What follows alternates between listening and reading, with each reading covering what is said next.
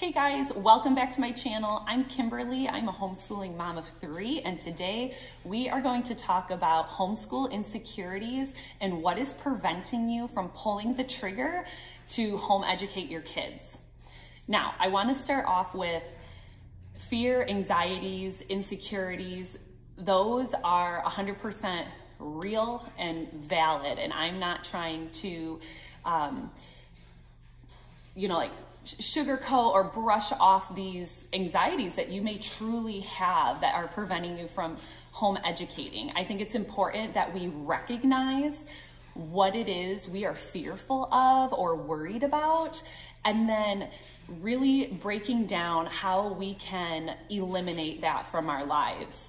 So there are so many different reasons why people are like, dude, I can't homeschool. Like, absolutely no way. But let's really break down the reasons. Like, get a piece of paper, pros, cons, and then let's really try to break down what the reason is. I'm going to bring some of the most common reasons people choose not to homeschool, and then, kind of elaborate on that even more. But I would highly suggest getting a pen and paper, doing a pros and cons, and then just really noticing, are there really more cons than pros? Are these really like hard lines? Like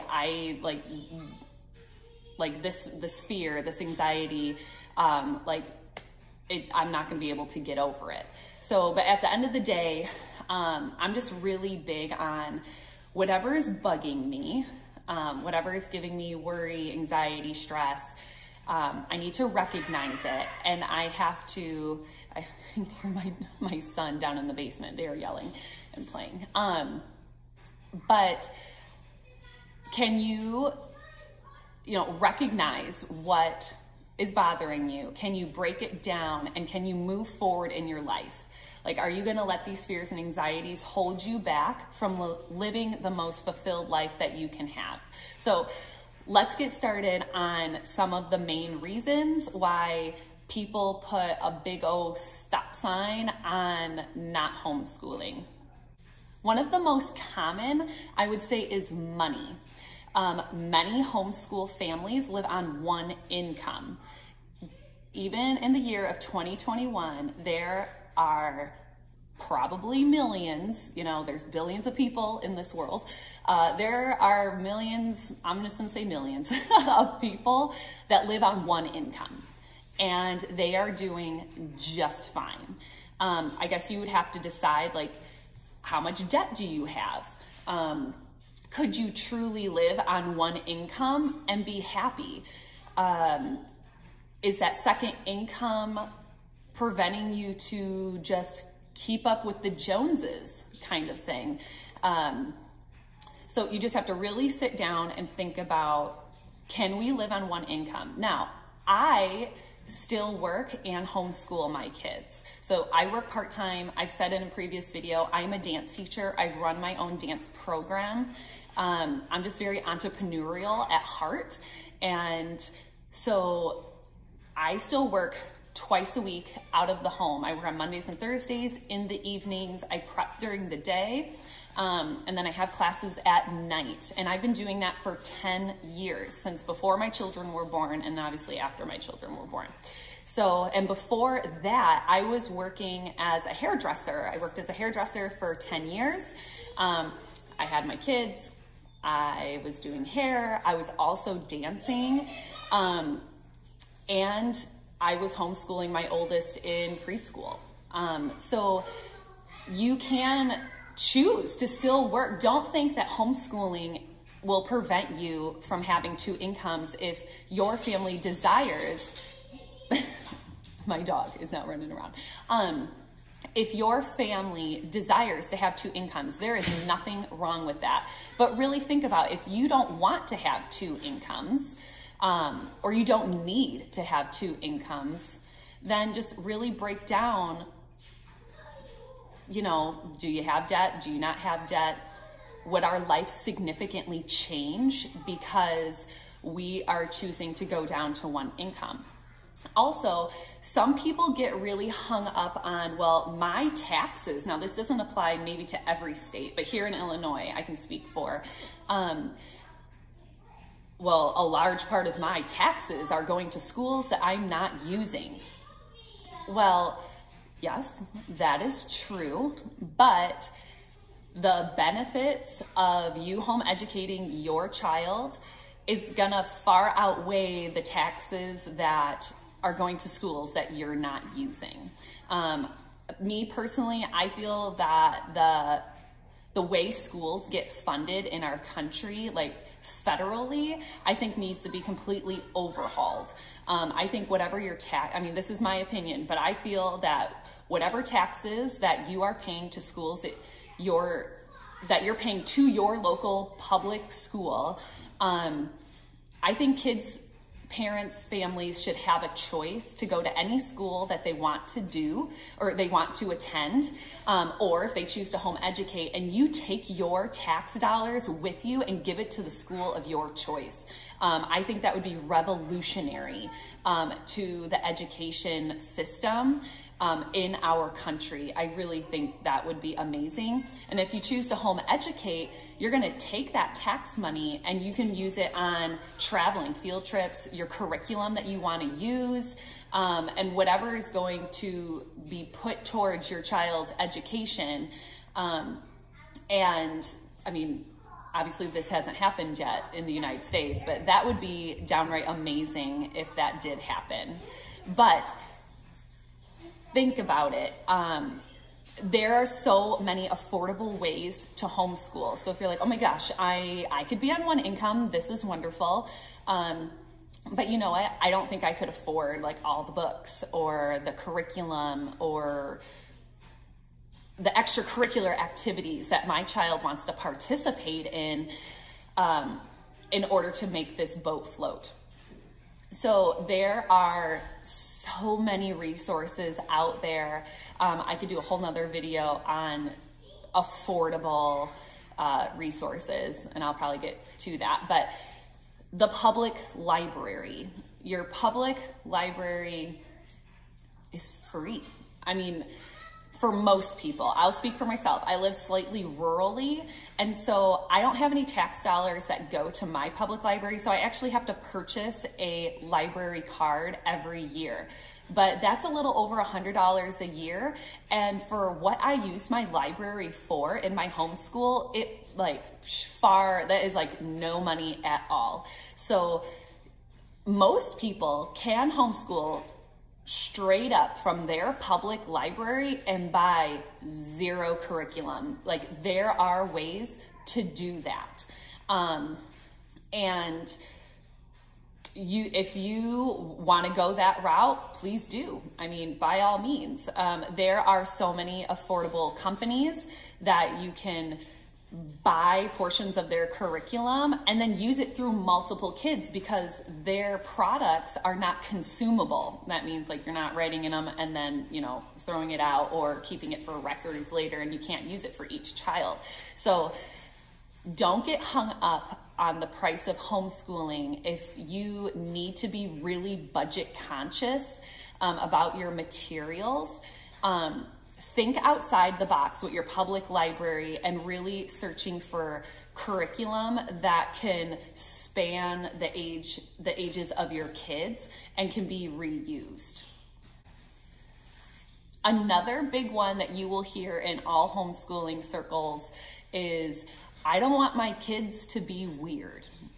And the big socialization deal, which honestly, it's pretty annoying at this point, just because I've been homeschooling for so long, and you run into people all the time. I remember when I was working at the salon and I was telling my clients, you know what, I plan on homeschooling my kids. Oh my gosh, all of the unsolicited opinions and advices that I got about, oh my gosh, don't do that, your kids are gonna be weird. I knew homeschool kids when I was growing up down the street, and they were awkward and odd and the whole thing. But you know what?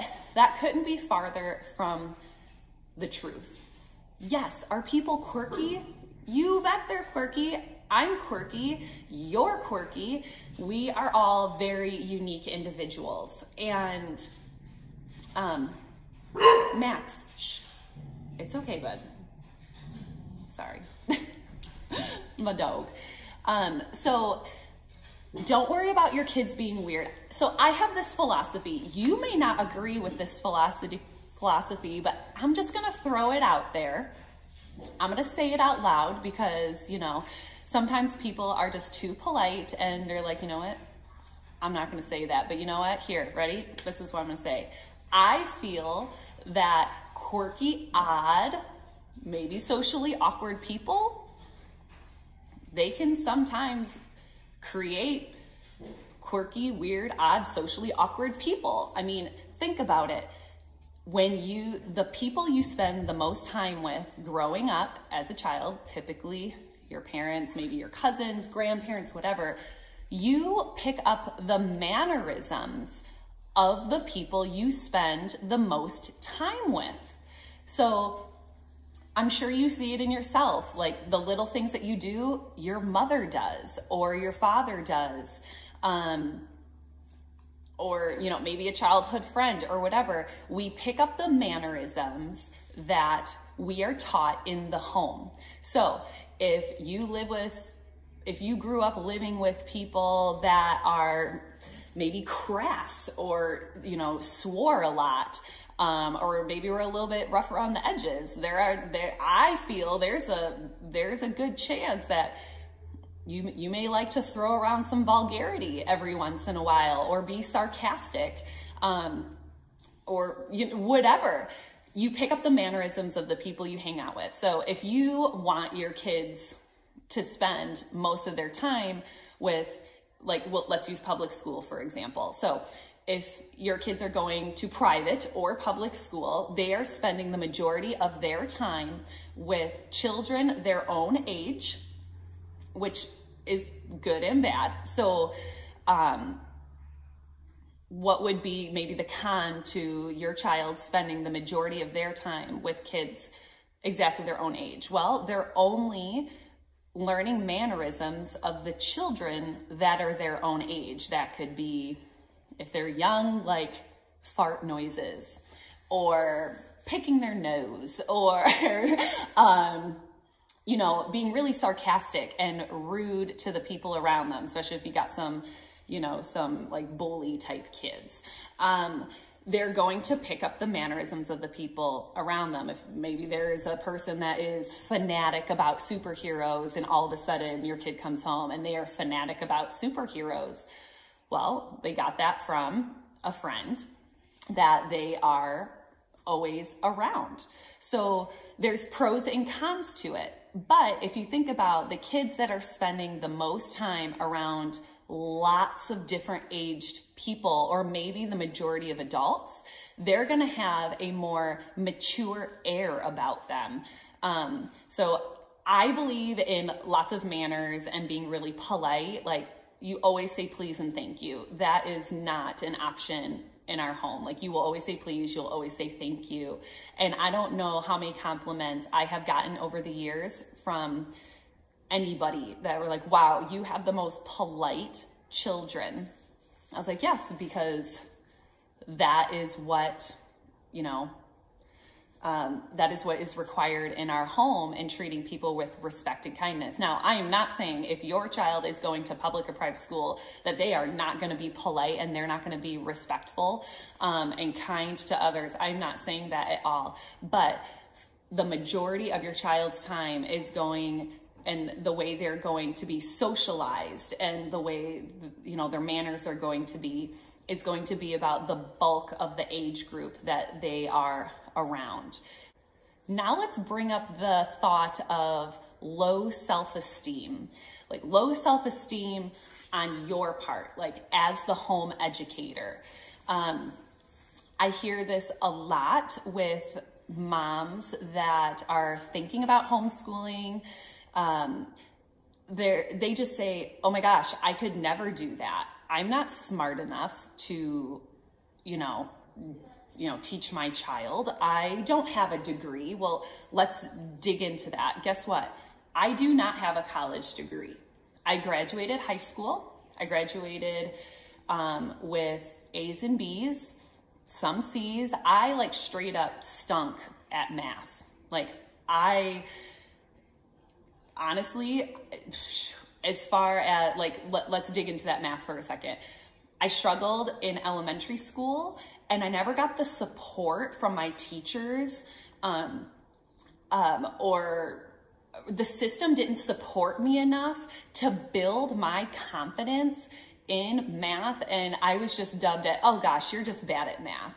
Guess what? No one is bad at math. Sometimes math comes easier to some people and sometimes it doesn't. But no one should ever be told, you know what, I'm just bad at math or I'm bad at English or writing. That's just really annoying to me. It's just how you're nurtured in your education. You're either uplifted or you are put down and shoved along. So I graduated high school with A's and B's. I took the bare minimum of math classes because I just didn't have the self-esteem to just push through it and the support. And I got D's. I got D's in math. Every single quarter, just to pass along, I would get after school tutoring so I could continue to do my sports. And yeah, I just skated along in math, but I did pretty well in everything else. But I never went to a four-year university. I never got a degree. I decided to go to beauty school and do a trade instead. And even then, when I went in to do beauty school, I knew that it wasn't going to be something I was going to do for my whole life. I knew it was going to be something that I could fall back on if I decided to do something else. Because believe it or not, I actually wanted to be a teacher when I grew up. But I already knew very early on from high school and previous, I didn't want to be a private or public school teacher because I didn't like the system. I didn't like standing in front of a class of kids that are only sitting in a desk and, you know, this is what I got to teach and, you know, this and that. I mean, I like a skeleton and a framework, like with my curriculums, but I make my curriculum work for me. I don't work for my curriculum. So, don't think just because you don't have a degree that you can't do it. Because guess what? You have these beautiful babies and you have taught them how to walk, how to talk, how to feed themselves. You probably taught them their numbers, their shapes, their alphabet, common sensing, how to put on their shoes, how to brush their hair, how to brush their teeth, put on their clothes. You taught them little things, you know, that have to do with the outdoors. When you're playing outside, you taught them how to ride a bicycle, a scooter, rollerblade. You know how to teach your kids. You know your kids better than anyone. You know what makes them tick. You know what brings them joy. And don't think that you are not capable of teaching your child because you 100% are. And if you're worried about like, oh gosh, well, I don't know what to teach them. By golly, just get a curriculum and then follow that curriculum. And as you gain more confidence, you're going to be able to just implement here and there, be like, you know what, this part of the curriculum doesn't really work for my kid. But you know what? I know her so well that if I just tweak it in this way, like we'll have total success. A great example would be when I was teaching my oldest preschool, like learning how to read like preschool and handwriting and stuff like that. I used a curriculum that I love. I'll probably do a video on that. And my oldest, like I could just buy stuff and just follow it, the step-by-step. She enjoys workbooks. She enjoys flashcards. She enjoys all those things. And it's like a breeze to homeschool my oldest. Now, my second one, Mia, she's currently 4 years old. When I was teaching her how to write and how to read, I mean, obviously we're still learning how to read. She's only 4 and she's rocking her handwriting. I used the same exact curriculum with her and still am. But that child is nothing like my previous child. And the things that I thought for sure were gonna be like, we're gonna hit this out of the ballpark, she's gonna love this activity to reinforce her letters and her sounds and whatever, were a total flop.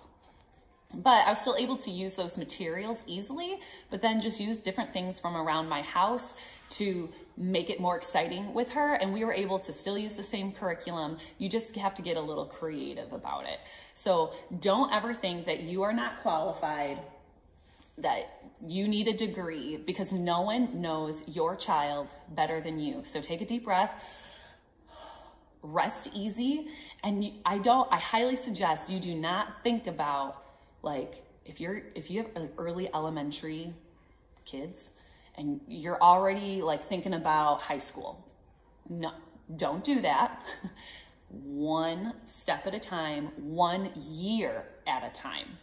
Because if I was thinking about my 7, 4, and 3-year-old, and I'm thinking about, oh my gosh, the stuff I'm gonna have to do in high school, oh gosh, that's so overwhelming. That is unnecessary anxiety that you do not need for yourself.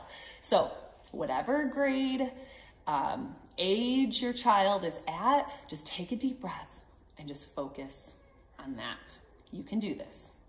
Another really common thing that I hear from parents that say that they can't homeschool is they're not organized enough, or they're not consistent enough in their regular lives to home educate their kids. Now, I will say that is something I feel every human being should work on. And again, just like home educating your kids, you need to be working on yourself and the weaknesses that you have. And over time, you're going to grow, you're going to change, you're going to be able to have success if it's important to you and you're willing to work for it. So organization, by golly, get a calendar. Get a calendar. And I highly suggest, if you struggle with like consistency or just being organized, obviously make lists for yourself. Try to work for a rhythm rather than a schedule. So I don't like to schedule things like at 5 o'clock or at 8 a.m. we are starting our morning time. At 9 o'clock we're doing read aloud. At 10 o'clock we're doing math. Like, I don't do that, because you know what? Life is messy. Life is messy, and the baby's gonna have a blowout, and there goes your schedule, or someone spills milk everywhere, and you're all sorts of flustered, and then you're like, oh my gosh, we're 15 minutes into story time, we missed it. Like, it just snowballs, and it's stressful. So try to set a rhythm for your day to get through, but get a paper calendar, get a planner. Use your phone, use your Google calendar. There are so many ways to be organized, but don't overschedule yourself so much that you won't be able to succeed. Start very, very small. So if you're just starting to homeschool, just think of maybe 1 or 2 things that you want to get done in that day. There may not be a specific time you want to get those done, but you know that you want to get done math and language arts, like reading lessons, whatever, depending on the age of your kids, every day. And as long as you get those 2 core subjects done, you're like, okay, we had success today. And they don't have to be like bam, bam, like right in a row. Maybe your child loves to do math first in the beginning of the day. I know my oldest daughter is a rock star at math, and she always wants to start her school day with math, which is awesome. So we do that. And then, you know what? She wants to have a 15, 20, 30-minute break of just playing or goofing around with her siblings. And then we get to her language arts. So get the things done that are the most important to you. And then you will realize, wow, there's still so much more time in my day. Now we can practice piano, or we can do a craft, or we can go outside and go for a hike. We can go run errands at the grocery store. We can go walk the dog. Like, you will find that you have time for a lot, but just start very small in, you know, just the little things that you know you want to get done every single day. 1, 2, maybe 3 things, and then just leave the day flow.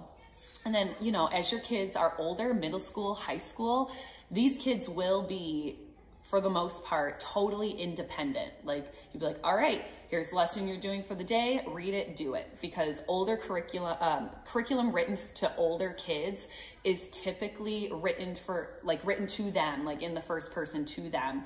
And they read it and they do it. It's completely self-taught, which is awesome, because people that are able to self-teach themselves, read something, comprehend the material, and then execute, that's real life, right? Sitting in a desk for 7 to 8 hours a day, having an instructor tell you what to do, how to do it, and, you know, all that.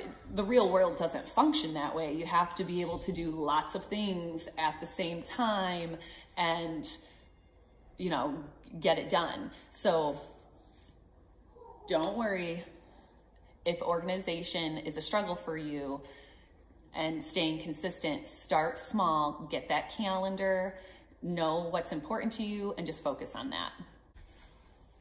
And lastly, a big one is fear of failing your kids.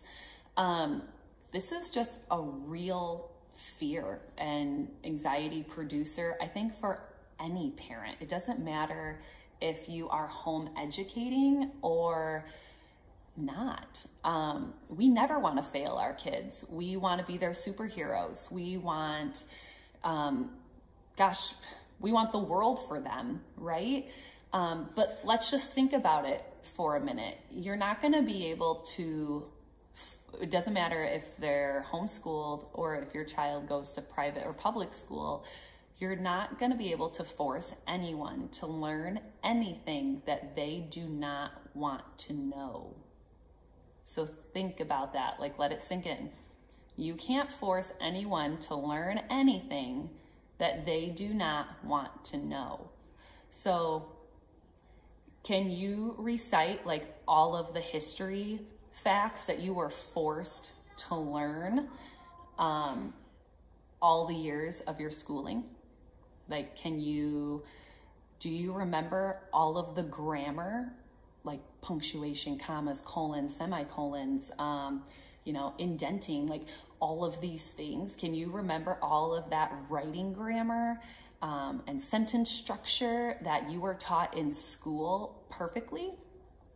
No, because human beings only absorb so much, for one. Like, you can hold on to that information for a short amount of time, but then you're like, okay, I'm going to be tested on it. Let's write that down. And then you just brain dump it because it's not relevant. Like, you're not using that information all the time, or you're truly not interested.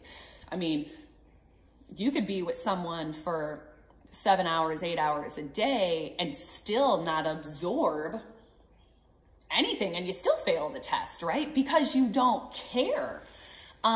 So don't worry about failing your kids, because,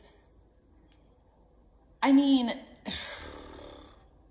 they're gonna take in what they wanna take in, and you have to just trust in God that it's enough. Like, you just have to have faith. I mean, if you're worried that your child's not gonna be able to have a good job when they grow up because you forgot to teach them chemistry, or you're not good at math, or you're not good at English, or whatever the case may be, guess what? That's not the case, because anyone who has a dream or has a goal is gonna find a way to achieve that. So even, I mean, I have like no artistic, like drawing, painting, artistic ability at all. But what if one of my children want to become an animator? What am I gonna do about that? Well, you say hi. So what are you going to do about that? Is it going to be, I'm going to find maybe some online classes for my child, or some in-person, you're going to hire a tutor for art. Are they going to hop on YouTube? Are they going to learn drawing free, right? Because money's, you know, you could do homeschooling on the cheap and you're going to have just as good of an education as people who spend boatloads of money. Studies have been done on that, by the way, so don't worry about that. But are you going to be able to get them hop on YouTube, learn some drawing, learn some computer skills, and they're going to want to learn those skills because they have a drive, a motivation, a goal. So think of yourself, if you really knew what you wanted to be, and you knew this, and you had people in your lives, you had counselors, you had your parents, there are going to be people in their lives, mentors, whatever, and they are going to guide your child. So don't worry that you're going to fail them, because you aren't. They are human beings just like you. They have to make their own choices, and we have to just walk in faith that it's going to be okay, and everyone's journey is different.